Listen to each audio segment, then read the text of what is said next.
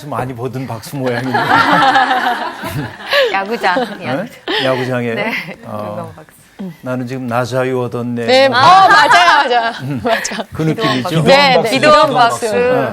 기도원 박수. 그 전문 용어로 그렇게 얘기하는구나. 기도원 박수.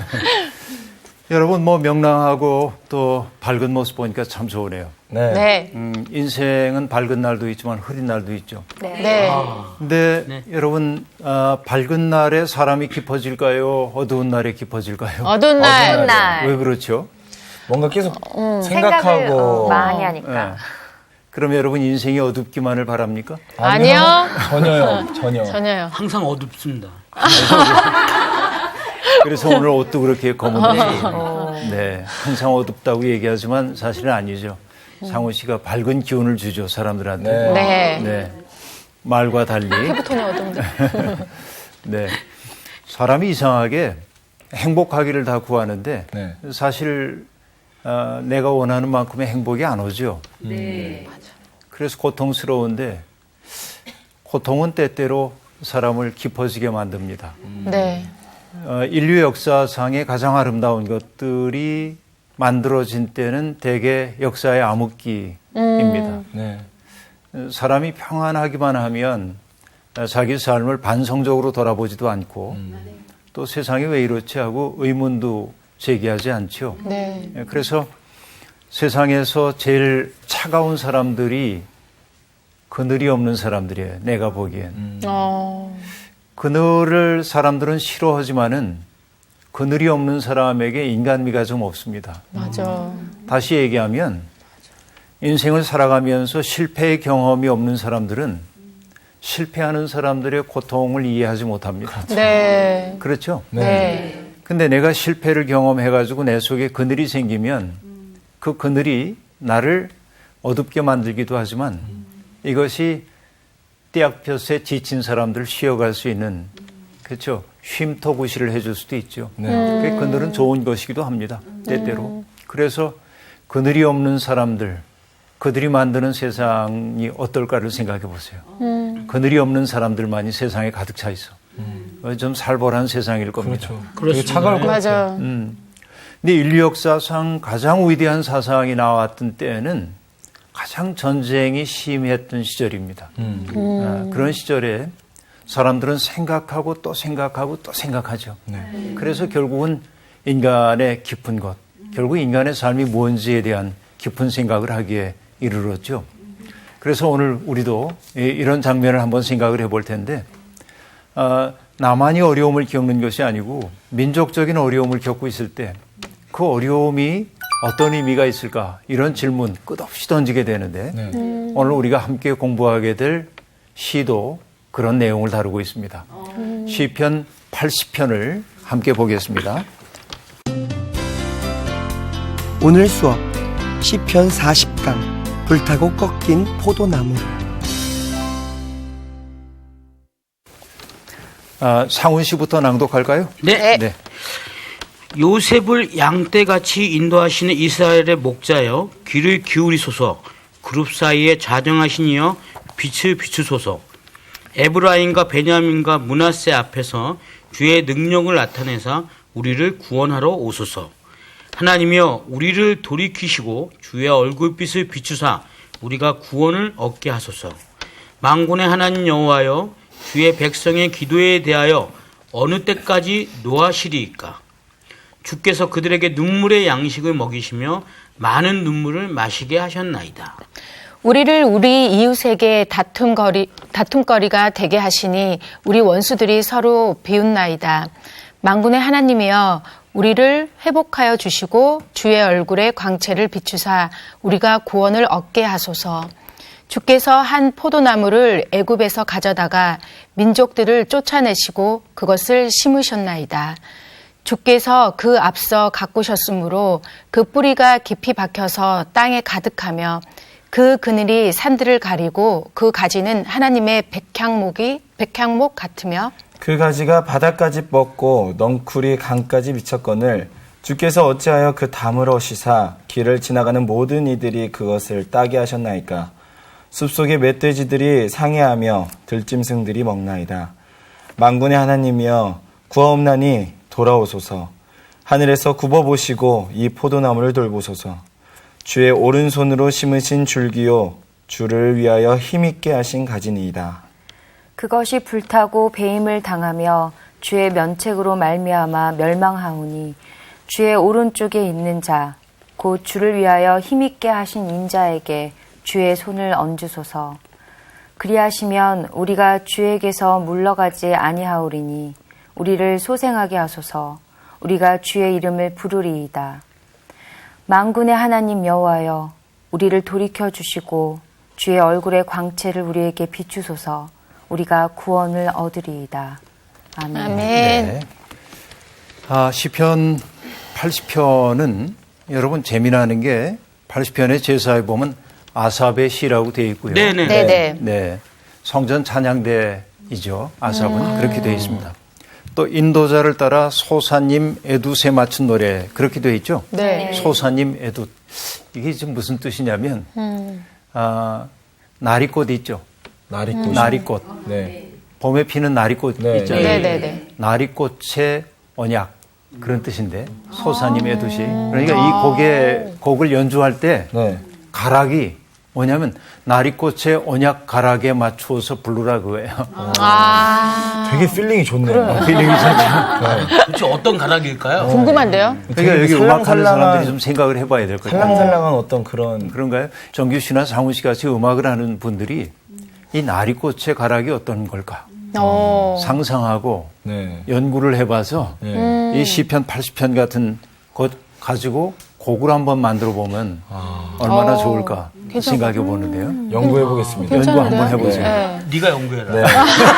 난 어려울 것 같아. 그래도 참 형이 그래도 동생을 배려해 주네요. 연구할 거리를 이렇게 넘겨주고. 그럼요. 예. 네, 잘하셨어요. 고마워요. 네. 자, 지금 우리가 시편을 읽어서 알지만 이 시인의 상황이 역시 또 좀 어렵습니다. 네. 어려운 상황 속에 있습니다. 눈치채셨는지 모르지만 3절과 7절과 19절이 동일한 내용을 단어 몇 개를 바꿔가면서 변주하고 있음을 볼 수 있습니다. 네. 그렇죠. 네. 하나님이여 우리를 돌이키시고 주의 얼굴 빛을 비추사 우리가 구원을 얻게 하소서. 7절에 보니까 만군의 하나님이여 우리를 회복하여 주시고 주의 얼굴에 광채를 비추사 우리가 구원을 얻게 하소서. 19절에도 같은 얘기죠. 네. 네. 같은 얘기가 반복되고 있습니다. 그러니까 이것이 반복된다고 하는 것은 이 노래임을 알 수 있죠. 네. 후렴 구절이죠. 후렴. 그렇죠? 후렴 구절이 지금 반복되고 있습니다. 약간씩 이제 변주되고 있긴 하지만 그런데 반복되는 그 구절이 한결같이 하고 있는 얘기는 돌이키소서라고 하는 얘기. 네. 자, 여러분 저하고 공부할 때 늘 그런 거 하죠. 돌이켜달라고 하는 말은 네. 돌이킴이라고 하는 것은 떠남을 상정하지 않으면 돌이킴도 없죠. 네. 그렇죠. 떠나지 않은 자는 돌아올 수 없다. 네. 네. 당연한 얘기입니다. 네. 네. 그렇죠. 그런데 떠났다고 하는 것은 지금 하나님이 돌이키소서라고 하는 말은 하나님이 내게서 멀어지신 거야. 그렇게 느끼는 거죠. 그렇죠? 돌이키소서 하고 얘기합니다. 그 다음에 또 뭐라고 얘기하죠? 3절, 7절, 19절에 후렴곡을 보면 얼굴빛을 얼굴빛을 우리에게 비추어 비추소서. 주소서. 비추소서. 네. 그렇죠? 이 얘기는 거꾸로 얘기하면 뭐예요? 하나님의 은총의 빛이 내게 사라졌어. 네. 은총이 사라졌어. 어두워요. 그렇죠? 그늘졌어. 회복하소서. 그 얘기는 뭐예요? 상실된 자리에 있는 거죠, 지금. 예. 자, 시인의 상황이 바로 이런 상황임을 알 수 있어요. 하나님이 내게서 떠나셨고, 하나님의 은총이 사라졌고, 그리고 그 관계가 상실된 자리에 있음을 우리에게 보여주고 있습니다. 암흑기네요. 암흑기죠. 아주 적절하게 표현해 줬어요. 암흑기예요. 왜 암흑기냐면 이 시에 등장하고 있는 이름들을 보니까요. 네.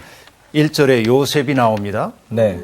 2절에 보니까 에브라임, 베냐민, 므낫세가 므낫세가 나옵니다. 네. 자, 요셉의 두 아들이 에브라임과 므낫세죠. 네. 그런데 요셉을 낳은 엄마 이름이 누구죠? 라헬. 라헬이죠. 네.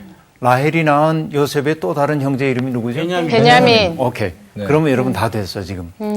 다 공통점이 있죠. 네. 요셉으로부터 관련이 돼 있어요. 네. 에브라임은 북왕국 이스라엘을 지칭하는 이름이기도 했습니다. 네. 그러니까 요셉으로부터 비롯된 북왕국의 이스라엘의 이름을 여기에 쭉 언급하고 있는 것을 우리가 알 수 있어요. 그러면 지금 북왕국 이스라엘이 위기에 처했음을 알 수 있어. 윤정 씨가 얘기했던 것처럼 역사에 암흑기가 온 거예요. 네. 거기에 대개 어떤 시기라고 볼 수 있을까요? 이스라엘이 어떤 나라에 의해서 망하죠? 아시리아. 아시리아에 의해서 망하는 거죠. 네. 그러니까 아시리아에 의해서 침공당하고 결국은 버티다가 망해버리고 말고 있는데 이 시의 배경이 되는 것은 바로 아시리아의 이스라엘 침공과 관련이 된다. 그러나 역사적으로 볼 때는 그런 배경을 가지고 있다 할지라도 이 시를 그 상황 속에만 한정 지을 필요는 없어요. 왜냐? 역사의 암흑기라고 하는 것은 그때도 있지만 지금도 있는 거고 우리의 개인의 실존에도 역사의 암흑기가 오는 거고 그렇죠? 개인의 네. 실존의 암흑기도 오는 것이니까 네. 이 시는 어쨌든 그런 상황을 염두에 두고 생각해 볼 수 있는 것입니다. 그러니까 돌이키소서라든지 구원을 얻게 하소서라고 하는 말은 어떻게 보면 포로로 잡혀간 사람들이 국권을 회복하게 해달라고 하는 간구일 수도 있죠. 그러니까 자 상황은 그런 상황이지만 그 상황에만 특정해 놓지 말고 네. 이제 생각해 보자 하는 얘기입니다. 네. 자, 이 시인이 하나님을 지칭하는데 자 역사의 암흑기입니다. 결국 암흑기라고 하는 것이 뭐냐면 목자 없음과 같은 상황인 거야. 그렇죠? 네. 그래서 이 시인은 지금 이렇게 표현을 하고 있는 겁니다. 요셉을 양떼같이 인도하시는 이스라엘의 목자요. 하나님을 그렇게 이제 표현을 지금 하고 있는 거죠. 예수님도 당신을 따라다니는 사람들을 보고 안타까워하셨는데 그들이 마치 목자 잃은 양처럼 유리하고 방황하는 모습을 보고 안타깝게 여기셨다 하는 말이 나오거든요. 대개 복음서가 쓰여졌던 때가 주후 70년 이후입니다. 주후 70년에 어떤 일이 벌어졌냐면 로마 군대에 의해서 이스라엘이 완전히 파괴되는 때예요. 이스라엘이라는 나라가 없어질 때입니다. 나라를 잃은 사람들이 보호해줄 울타리가 사라진 거죠. 그러니까 그들은 뭐예요? 목자 잃은 양떼처럼 된 거지. 그렇죠? 이런 상황이에요. 국권 상실의 상황임을 우리들이 알 수 있습니다.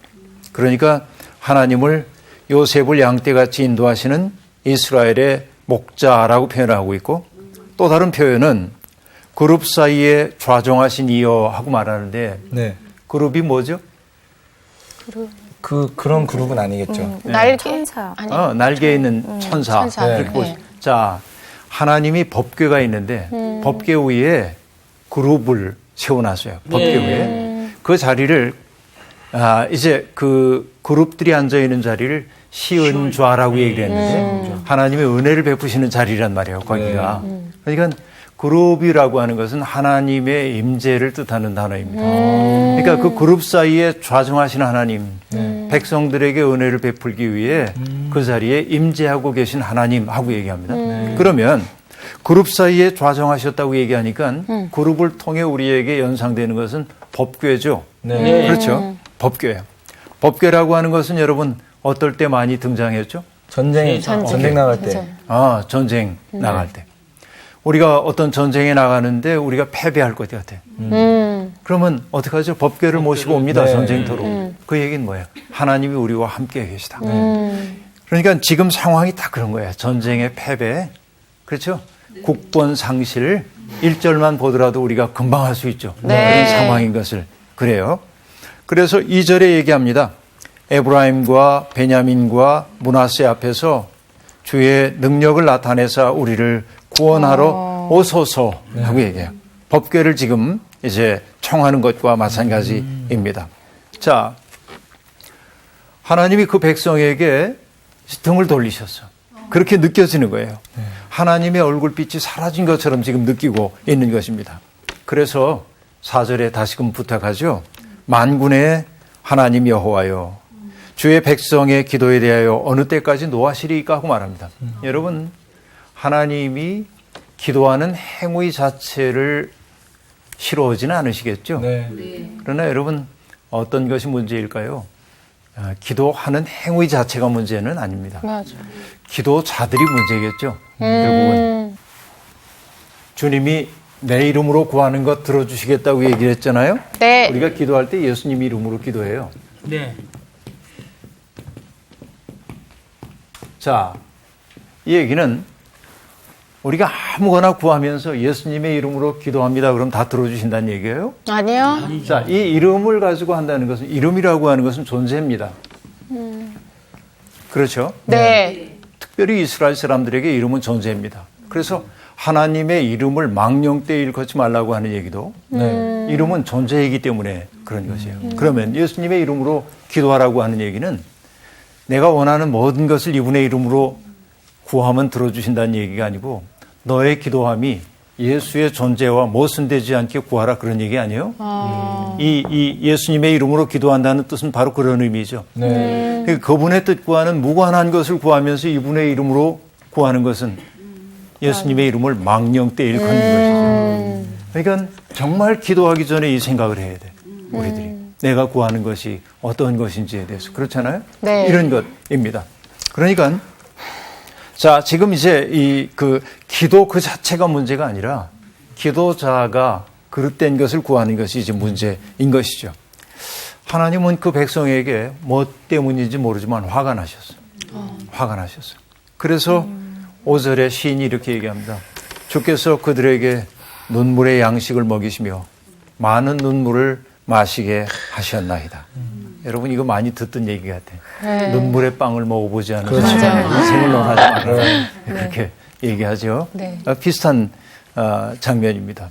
눈물의 양식, 또 많은 눈물을 마시게 하셨습니다. 또 그뿐만 아닙니다. 이웃 사람들에게 뭐가 됐어요? 다툼거리가 됐어요. 그 원수들이 우리를 비웃습니다 하고 말합니다. 이것이 이스라엘이 처한 상황입니다. 그렇죠? 자, 그러면 도대체 하나님이 왜 그렇게 화가 나셨을까? 8절부터 나옵니다. 이제 이 시인이 반성적으로 지금 얘기를 하고 있는 거예요. 네. 주께서 한 포도나무를 애굽에서 가져다가 민족들을 쫓아내시고 그것을 심으셨나이다. 여러분, 이게 어떤 상황을 지금 얘기하고 있죠? 출애굽기. 그렇죠. 출애굽 얘기입니다. 네. 그렇죠. 애굽에서 종살이하고 있었던 이스라엘 사람들을 하나님이 모세를 통해서 인도해내시고, 그렇죠. 그래서 가나안 땅에 살고 있었던 민족들을 쫓아내면서 그곳에 이스라엘 사람들이 살게 하셨다는 거죠. 여기 주의할 게 있습니다. 우리가 하나님이 이스라엘 사람들을 살리기 위해서 다른 사람들을 다 죽였어, 다 몰아냈어, 이러면 하나님이 너무 폭력적인 것처럼 보이죠. 네. 그렇죠? 네. 이게 참 문제입니다. 근데 사실은 뭐냐면 하나님이 그렇게 그들을 폭력적으로 내몬 것이 아니고 노예살이를 하고 있던 사람들이 자유인이 되어서 함께 협력하며 살기를 원했는데 협력하기를 거절하고 있는 사람들에게 하나님은 화를 내신 것이죠. 그렇게 이제 우리들이 보는 게 좋을 것 같아요. 네. 자, 그런데 이스라엘이 여기에 뭐로 표상되고 있죠? 포도나무로 표상되고 있습니다. 여러분, 이거 전형적이에요. 성경에서 이스라엘은 스스로를 포도나무로 그렇게 형상화하고 있습니다. 그런데 여러분, 애굽에서 포도나무를 가져다가 민족들을 쫓아내고 그것을 심으셨대요. 그리고 주께서 그 앞서 가꾸셨으므로 뿌리가 깊이 박혀서 땅에 가득하며 그 그늘이 산들을 가리고 그 가지는 하나님의 백향목 같으며 그 가지가 바다까지 뻗고 넝쿨이 강까지 미쳤거늘, 그렇게 말합니다. 자, 이것은 뭐죠? 하나님이 이스라엘에게 얼마나 큰 복을 주셨는지 얘기하고 있죠. 네. 그래서 그 그늘이 산들 가리고 그 가지는 하나님의 백향목 같고 가지가 바닥까지 뻗쳤대. 아이고. 자, 그러면 여러분 지중해에서 유프라테스 강까지입니다. 야. 이건 뭘 얘기해요? 다윗 시대의 번성을 번성. 얘기하고 있죠. 근데 여러분 재밌지 않아요? 우리가 흔히 어떤 나라의 번성을 얘기할 때 지금은 우리가 어떻게 얘기합니까? 그 나라 GDP가 어떻게 돼? 맞아. 그렇죠? 몇 달러야? 네. 이제 어떤 나라가 선진국인지를 보기 위해서 늘 그거 따집니다. 네. 그리스가 우리보다 잘 사나? 그러면 사람들이 생각하는 게 GDP가 얼마래? 우리보다 낫네. 또 뭐 이탈리아가 어때? 우리보다 잘 사는구나. 이렇게 얘기합니다. 근데 여러분 GDP 혹은 GNP만 가지고 우리들이 잘 사는 것 얘기할 수가 없어요. 네. 그렇죠? 네. 삶의 질이 삶의 질. 정말 달라요. 맞아. 그래서 여러분 부탄 왕국의 왕은 수십 년 동안 GDP를 대체하는 개념이 나와야 한다고 얘기했어요. 그게 뭐냐면 GNH예요. 지혜. H가 왠지 해피일 것 같은데. 오케이, 바로 그거야. 에이, 너 대단하다. 눈치밥 장난 아닌데? growth는 합이라는 뜻이고 growth national happiness입니다. happiness. 해피니스. 그러니까 국민 행복 지수. 행복 지수. 지수, 아, 이거 많이 행복 들어봤어. 총지수. 행복 총. 그러니까 부탄의 왕이 제안한 개념이에요. 네. 그러니까 그는 정치 행위를 할 때 중요한 게 어떻게 하면 경제 발전해가지고 GDP를 높일까 그렇게 생각 안 해요. 어떻게 하면 국민들을 행복하게 만들 수 있을까. 그렇게 먼저 생각을 합니다. 멋있다. 좋다. 그렇죠. 네. 그럼 정책이 달라요. 다른 나라하고. 네. 환경 보존하는 거고 사람들이 행복하기 위해서는 이제 환경을 보호하고 지속 가능한 경제 발전을 하는 거지. 네. 생태계를 망쳐가면서 경제 발전할 생각이 없는 거예요. 그렇죠?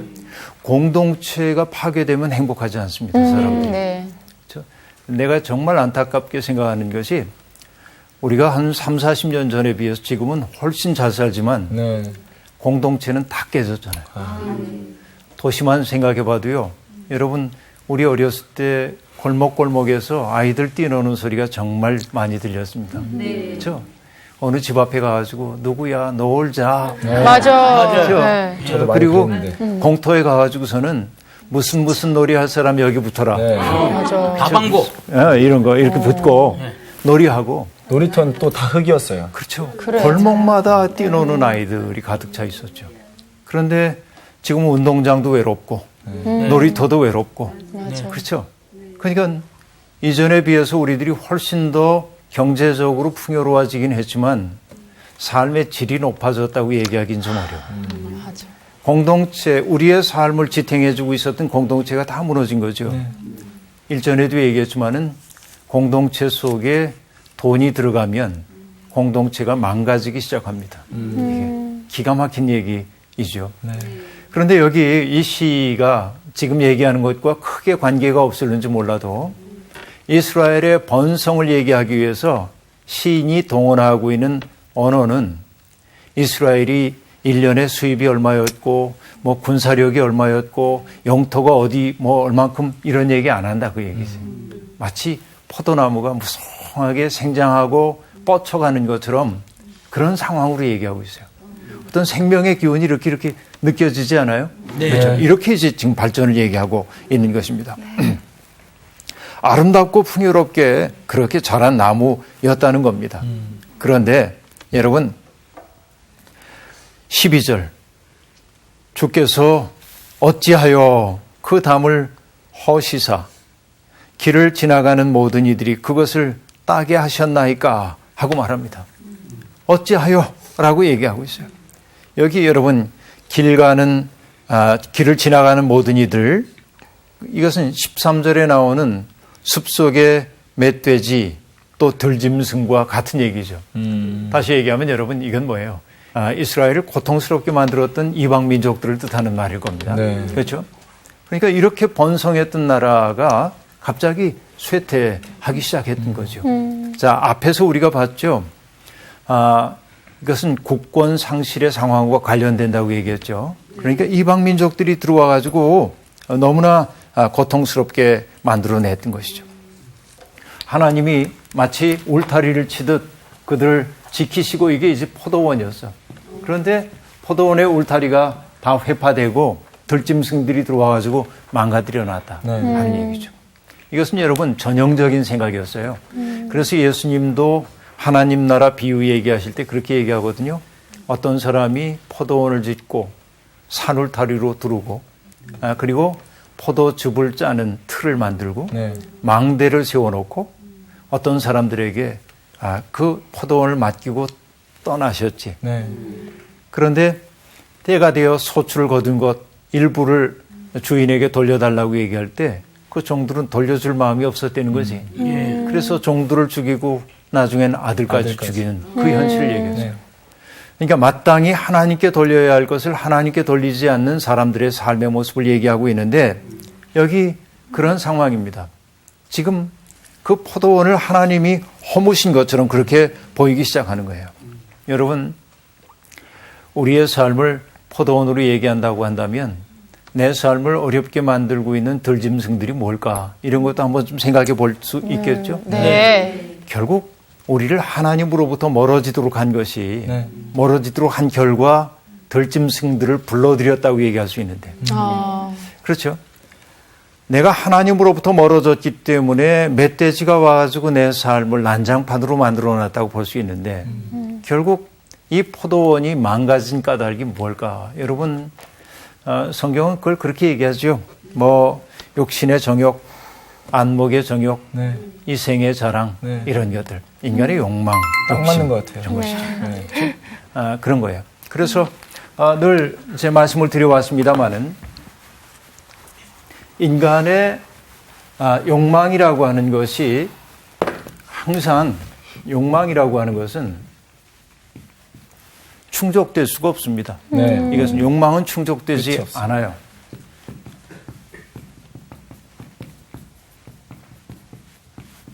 그러면 여러분 욕심의 욕망, 이생의 정욕 이렇게 이제 얘기를 하고 있는데 여기에 붙들린 사람은 충족 불가능해. 충족되지 않는다고 하는 건 결핍이 있다고 하는 얘기고 결핍되어 있다고 하는 것은 뭐냐면 행복이 유보된 상태입니다.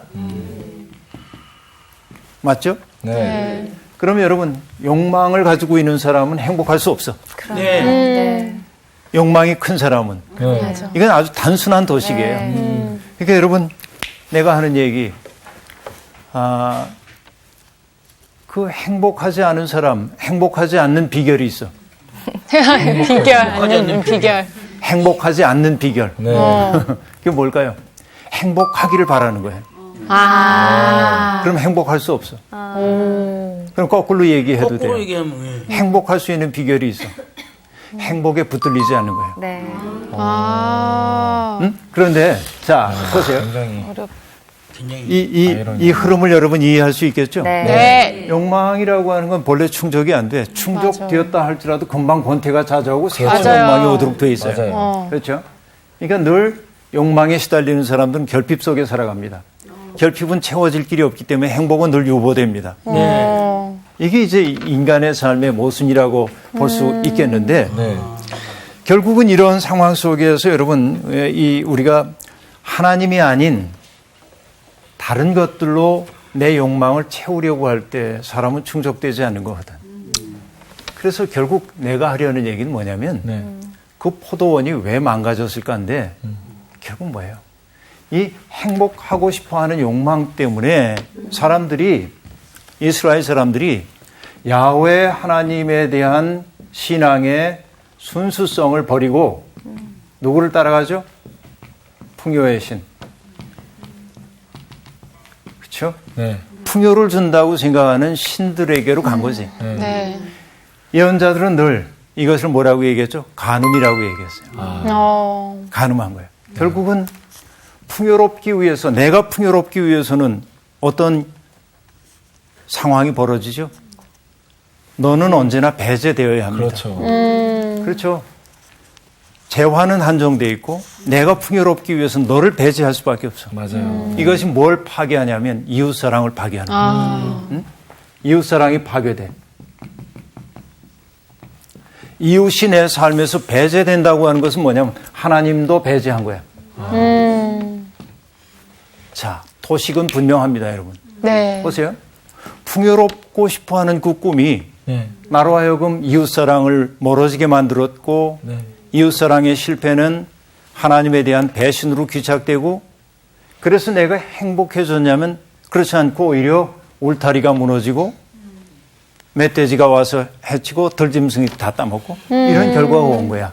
나라가 그래서 이제 망하게 된 것으로 보이는 거예요. 그렇죠? 이것이 이스라엘의 상황이었습니다. 그래서 예언자들도 이스라엘이라고 하는 포도밭이 어떻게 망가졌는지 얘기하고 있거든요. 그래서 한번 찾아보실래요? 네. 이사야 5장 2절을 한번 찾아보세요. 이사야 5장 2절. 이사야.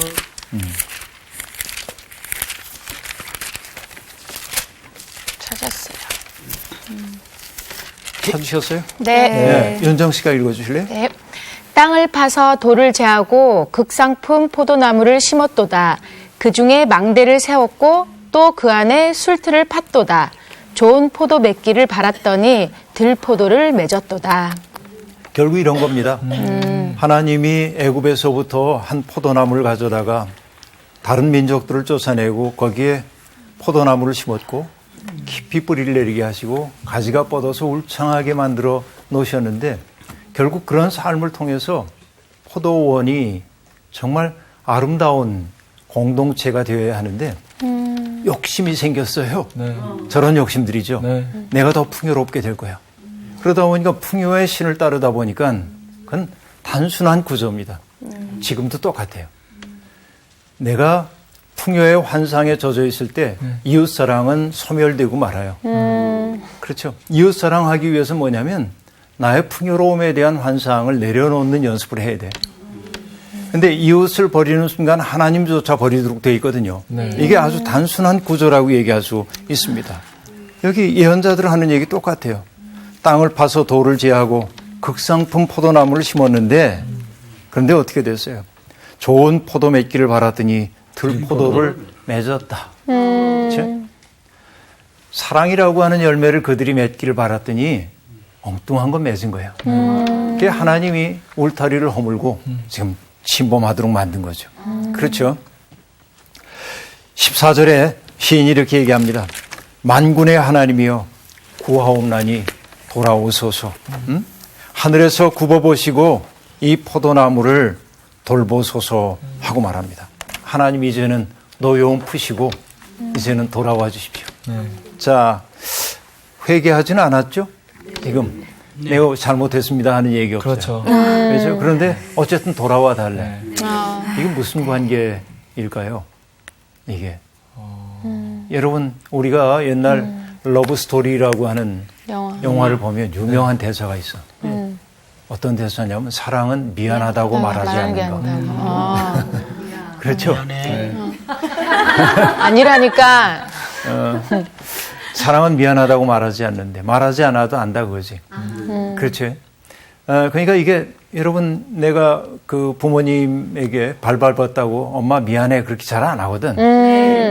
그렇죠? 죄송하다고 하죠. 죄송하다. 여하튼 사제들이지. 역시 개그맨다운 재치가 있었어요. 죄송하네. 네. 자, 여러분 여기에서 하나님 이제는 뜻을 좀 돌이켜 주십시오. 그렇게 말합니다. 그런데 여러분 흥미로운 대목이 있습니다. 15절 주의 오른손으로 심으신 줄기 그렇죠? 17절 주의 오른쪽에 있는 자 오른쪽 이 얘기 나오네요. 네. 여러분 이거하고 연상이 잘 안 될 거야. 베냐민하고 연상이 되나요? 자, 앞에서 여러분 보면 맞아. 베냐민 얘기가 나왔잖아요. 네. 2절에. 그렇죠? 네. 베냐민의 어머니는 라헬인데 네. 라헬이 베냐민을 낳고 죽었어요. 죽습니다. 네. 그런데 죽으면서 아들의 이름을 비몽사몽 중에 뭐라고 부르냐면 베노니 그렇게 불러요.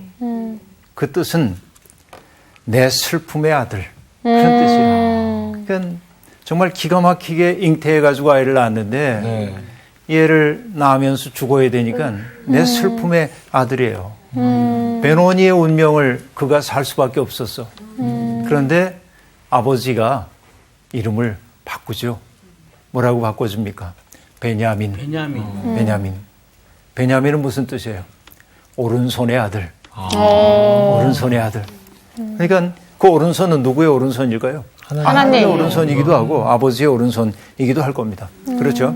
그러니까 여기에서 15절과 17절이 오른손으로 혹은 주의 오른쪽에 있는 자라고 말하는 것은 베냐민으로 상징되는 이스라엘을 돌보신 하나님을 지금 얘기하는 거예요. 근데 여러분, 이 베노니라고 하는 이름이 베냐민으로 바뀌었다고 얘기를 했는데 2014년 노벨 평화상을 받은 사람이 두 사람이 있는데 한 분은 인도 분이고요. 또 하나는 파키스탄 사람이에요. 파키스탄 소녀는 17살인가 18살밖에 안 됐습니다. 네, 맞아요. 말랄라 유사프자이라고 하는 소녀입니다.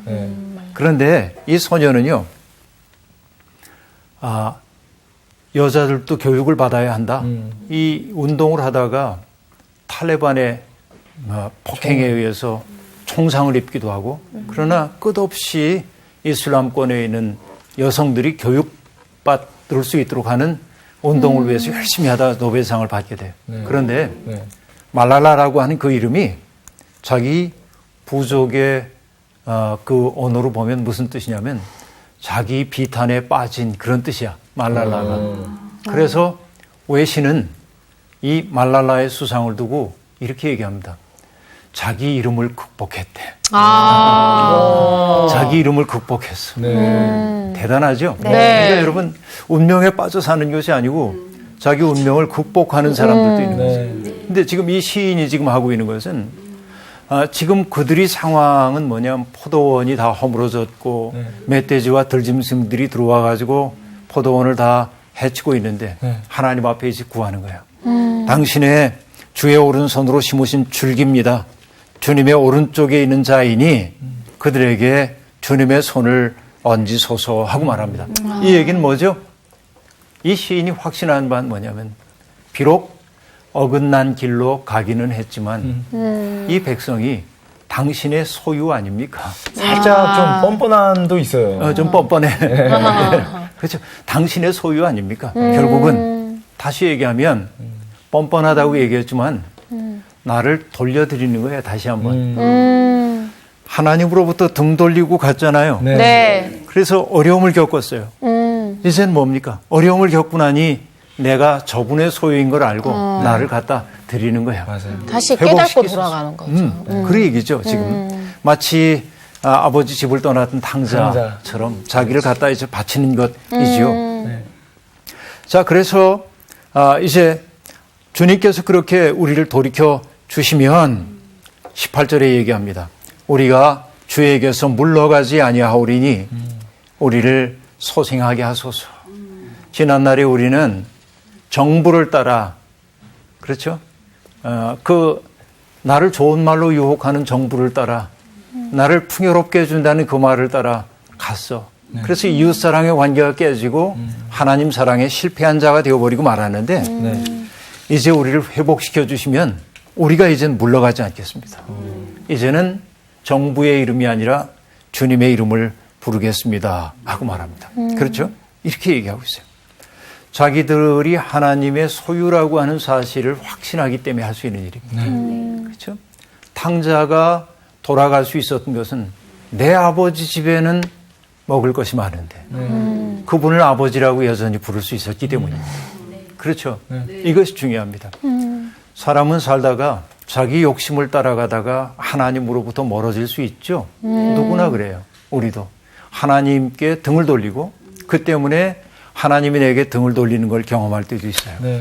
그러나 중요한 건 뭡니까? 돌이켜 그분에게 나를 갖다 바치는 일이죠. 네. 이 실수가 반복되지 않도록 하는 것이 우리의 과제일 겁니다. 네. 자, 여러분, 나리꽃의 언약으로 불렀던 노래가 바로 이런 것이었습니다. 결국 하나님, 나는 하나님의 소유입니다 하는 것을 재확인하는 것이 네. 결국은 나를 회복하는 길임을 이 시가 우리에게 가르쳐줍니다. 오늘 수업 여기서 마칠게요. 고맙습니다. 감사합니다. 영감이 떠오르셨나요? 곡을 만드셔야 되는데. 그러게 좀 이제 좀 연구를 좀 해봐야 될 것 같아요. 이거 연구를 해도 이건 좀 어려운 것 같아요. 아 근데 네. 오늘 이 그 시인이 써놓은 내용을 보면서 저는 아 그래 좀 더 진짜 방금 말씀드렸지만 좀 뻔뻔하게 다시 하나님께 돌아가야겠다. 네, 내가 그렇게 못 살았어도 다시 돌이켜야겠다라는 생각이. 그래요. 그리고 또 그런 생각 들었어요. 세상 어디에도 나를 받아줄 곳은 없지만 정말 나를 유일하게 받아주실 분은 하나님밖에 없구나. 저도 받아줄게요.